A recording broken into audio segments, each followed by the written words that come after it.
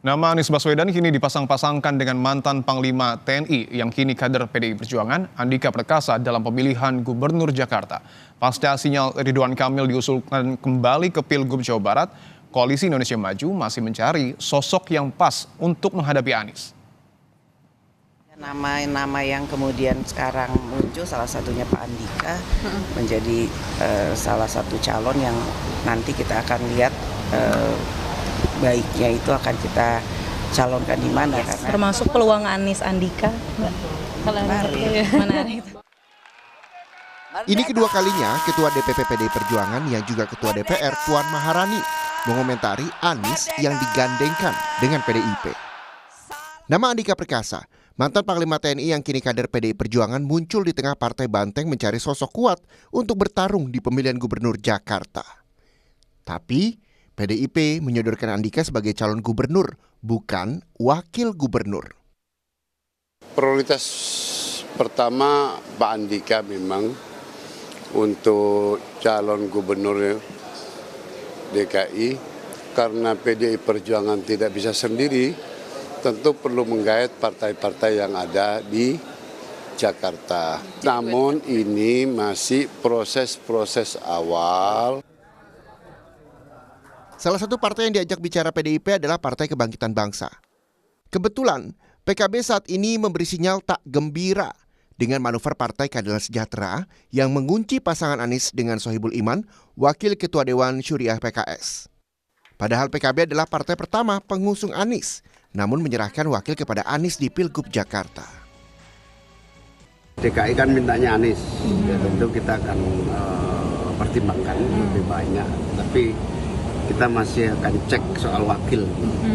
Kan sampai hari ini kita lagi memantapkan siapa pasangan Anies. Tapi kan PKS kemarin sudah mengusulkan Mas Anies dengan Pak Sohibul. Nah ini melihatnya kalau PKB gimana, apa masih bisa berubah? Itu versi PKS kan, kami punya versi juga. Melihat sikap PKB, pekan ini PKS melunak dengan menawarkan negosiasi.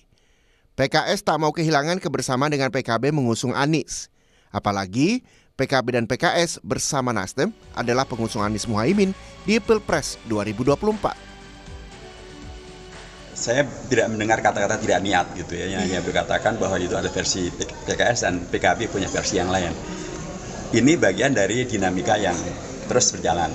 Tetapi saya berkeyakinan bahwa akan ada komunikasi yang saling menghormati dan konstruktif antar pimpinan PKS, pimpinan PKB, dan saya yakin semuanya bertemu di kata kunci Pak Anies, gitu kan. Dan tentu semuanya juga ingin menang. Sementara PDIP dalam rekomendasi tertutup pada Rakernas lalu memang santer. Dikabarkan tertarik pada Anies untuk dipasangkan dengan kader Partai Banteng. Dan hitung-hitungan analis politik, Anies dan Andika sudah kuat untuk bisa menang di Pilgub Jakarta.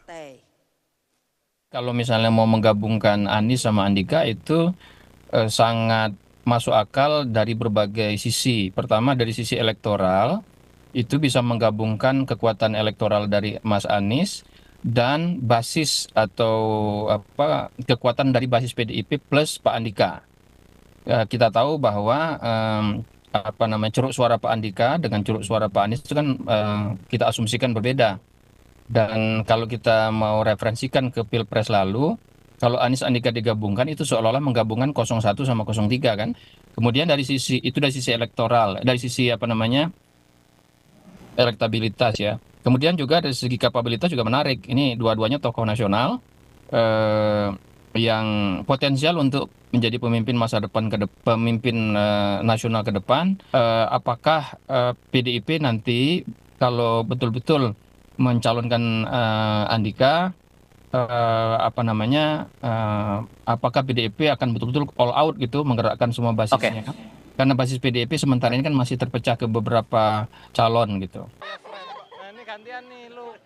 Elektabilitas Anies di Pilgub Jakarta dalam sejumlah jajak pendapat memang unggul cukup jauh. Membuat lawannya, Koalisi Pemenangan Pilpres berupaya keras mencari sosok lawan Anies. Setelah sinyal Golkar tak memberi restu Ridwan Kamil untuk maju di Jakarta. RK yang Gubernur Jawa Barat 2018-2023 diminta Golkar meneruskan di Jawa Barat pada 2024-2029. Nah, kemudian kami merekomendasikan idealnya Ridwan Kamil itu tetap di Jawa Barat. Ini soal ketokohan ya. Nah, ketokohan itu kan bisa diuji dari sejauh mana selama ini proses interaksi yang terjadi di antara tokoh itu dengan masyarakat. Dan itu yang paling gampang lihatnya adalah dari survei. Dan dalam Koalisi Indonesia Maju ini munculkan saja nama-nama yang lain ya. Misalnya di Gerindra itu ada Pak Riza Patria, ada nama Budi Jiwandono, ada Ibu Saras ya. Nah, kemudian juga di PAN saya kira bisa aja dimunculkan nama-nama seperti Eko Patrio.